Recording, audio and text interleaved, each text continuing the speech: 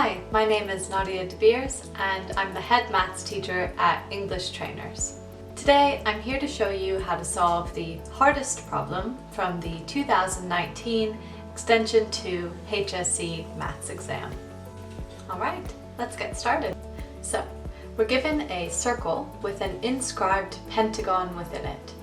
Now there are two diagonals that cross the pentagon, and we're supposed to keep in mind that the capital letters A, B, C, D, and E stand for angles, whereas the lowercase letters are the sides.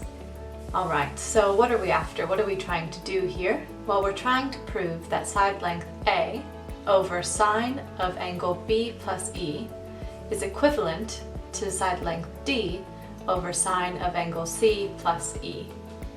Alright, so in order to prove this ratio, we're not given anything necessarily, but rather we need to derive some formulas that will help us get there. So why don't we start by looking at the law of sine, since we have triangles within our pentagon. Alright, so what is the law of sine? The law of sine says if we have a triangle, let's say the angles are A, B, and C, and corresponding side lengths are lowercase a, b, and c, then the law of sine tells us that side length A over sine of angle A is equivalent to B over sine of B, which is equal to C over sine of C. So we're going to look at the triangles within our image to derive some equivalencies. We'll start by looking at triangle BCD. Now, BCD has two side lengths that are given at the start of the problem, side length A and side length E. So we'll look at side length A, and by the law of sines we can say that A over sine of angle CBD, this is equal to side length E over sine of angle BDC. Okay, so we'll keep that in mind.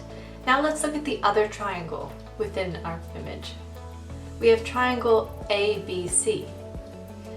Now, in this triangle, we have two side lengths, which are mentioned, D and E. So we're seeing side length E again. Keep that in mind. So if we use the law of sine, we have side length D divided by sine of angle ACB, which is equal to side length E divided by sine of angle BAC. Now, we've derived two different ratios. Notice that both triangles that we've looked at have side BC. Now, since angle BDC and angle BAC are both inscribed by the arc BC, this means that they're equal. So since these two angles are equal to each other, we can go ahead and replace the angle in our first ratio so that it's also angle BAC. Now, if you'll notice, both of our right-hand sides of the two ratios that we've written down are equal. So what this means is that the two left-hand sides of our ratios are also equal. So now what we have is side length A divided by sine of angle CBD is equal to side length D over sine of ACB. Alright, so now let's continue finding things that we can use to help us prove what we're after. And we'll do that by looking at the quadrilaterals within this image. So if you can see, there are two quadrilaterals here. We have ABDE as well as ACDE.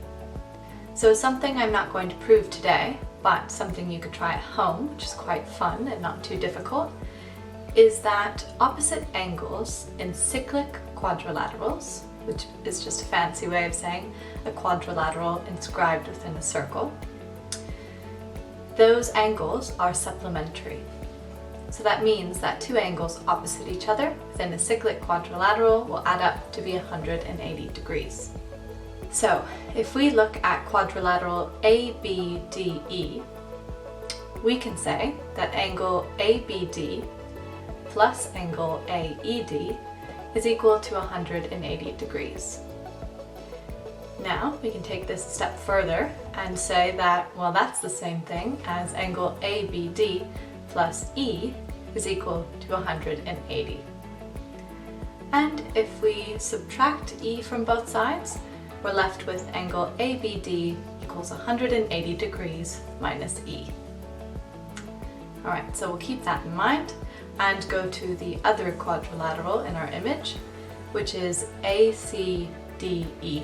So we can say that angle ACD plus angle E is equal to 180 degrees. And similar to above, subtract E from both sides and we're left with angle ACD is equal to 180 degrees minus E. Alright, so the reason we're keeping all these bits and pieces in mind is so that we can piece it all together and hopefully prove what we're after. So, what do we know? We know that side length A divided by sine of angle CBD is equal to side length D divided by sine of angle ACB. And we also know those two equations that we've just shown above, being that angle ACD is equal to 180 degrees minus E, and angle ABD is equal to 180 degrees minus E. I want you to look at angle CBD, and we want to suss out how that relates to one of the two equations that we've just formed. Well, we know that angle CBD is really just equal to angle B minus angle ABD. So with a bit of substitution, we can show that angle CBD is equal to B minus 180 degrees minus E. And if we distribute that negative sign, we're left with angle CBD is equal to B minus 180 degrees plus E. And we'll go ahead and add 180 degrees to both sides to get what we have here. Now, this looks really quite close to what we're after. In the final proof, we need to show on the left-hand side that side length A is over sine of B plus E. So, we can take the sine of both sides of our equation. Now, when we do this, I need you to recall a trig identity. We'll write it over here on the side.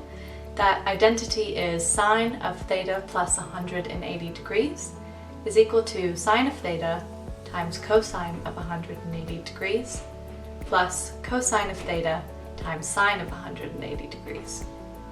Now we can simplify this and we're left with sine of theta times minus 1 is equal to cosine of theta times 0. So we're left with negative sine of theta. So what that means is the left-hand side of our equation, being sine of angle CBD plus 180 degrees, is really just equal to minus sine of angle CBD, which is equal to sine of B plus E.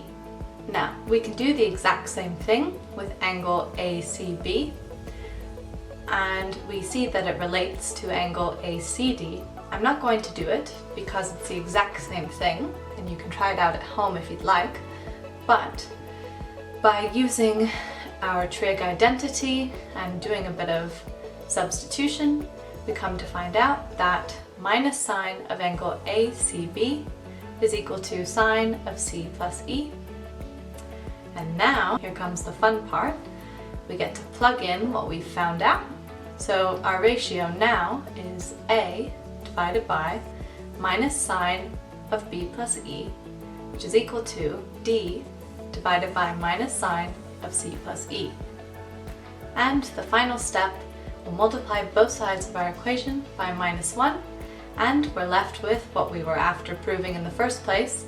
Side A divided by sine of B plus E is equal to side D divided by sine of C plus E.